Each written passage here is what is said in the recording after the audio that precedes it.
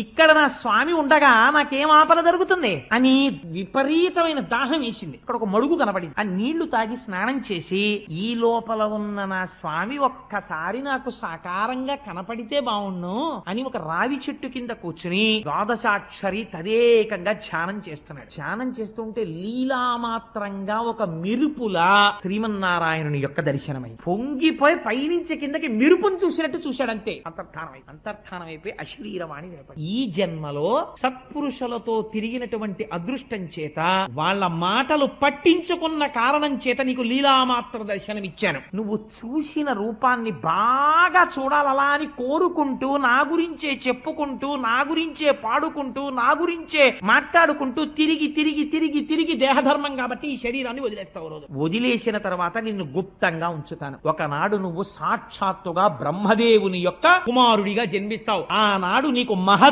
అనబడేటటువంటి వీణని బహూకరిస్తాను. దాని మీద నారాయణ స్తోత్రం చేస్తూ స్వేచ్ఛగా లోకముల యందు విహరిస్తావు. నీకు కానుకనిస్తున్నానన్నాడు శ్రీమన్నారాయణుడు. ఆనాడు శ్రీమన్నారాయణుణ్ణి దర్శనం చేస్తూ తిరిగి తిరిగి దేశమంతటా తిరిగి స్వామి గురించి చెప్పుకుని దేహధర్మం గనక ఒకనాడు ఈ శరీరం వదిలిపెట్టేసి సంతోషంగా బ్రహ్మగారి దగ్గరికి వెళ్ళిపోయాను. మళ్ళీ కల్పాంతం అయిపోయిన తర్వాత చతుర్ముఖ బ్రహ్మగారు సృష్టింపబడ్డాడు నారాయణుడి నాభికమలంలోంచి. మొట్టమొదట ప్రజాపతుల్ని సృష్టించినప్పుడు చతుర్ముఖ బ్రహ్మగారు నన్ను సృష్టించాడు. నాకు మహతి అన్న వీణనిచ్చాడు.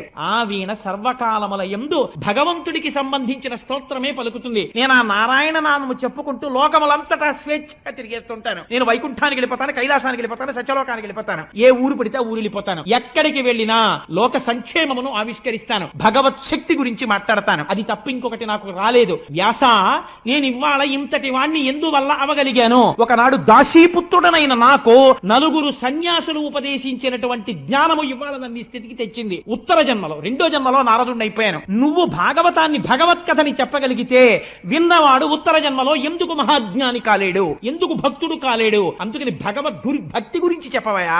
ఎందుకు చెప్తావు ధృతరాష్ట్రుడి గురించి? ఎందుకు చెప్తావు దుర్యోధనుడి గురించి? చెప్పకపోయినా వాళ్ళకి తెలుసు అవన్నీ. అందుకని భక్తి గురించి చెప్పు. భక్తికి ఆలవాలమైన భాగవతమును రచించు అంటే ఆనాడు మహానుభావుడు వ్యాస భగవానుడి మాటలు విని పొంగిపోయి, శభాష్ నారదా, ఎంత గొప్ప మాట చెప్పావయ్యా. ఇప్పుడు నేను భగవంతుడి గురించి, భగవంతుడి విశేషముల గురించి, ఈ బ్రహ్మాండముల ఉత్పత్తి గురించి, ఆయన్ని నమ్ముకున్న భాగవతుల గురించి, ఈశ్వరుడు వాళ్ళ వెంట ఎలా పరిగెత్తినటువంటి వృత్తాంతముల గురించి నేను రచన చేస్తాను. ఇది ఎవరు చదువుతారో, ఎవరు వింటారో వాళ్ళు నారదుడు తరించిపోయినట్టు తరించిపోతారు. అటువంటి భాగవతాన్ని రచన చేయడం ప్రారంభిస్తున్నానని ఆచమనం చేసి కూర్చుని తన ఆశ్రమంలో భాగవత రచన ప్రారంభము చేశాడు వ్యాస భగవానుడు.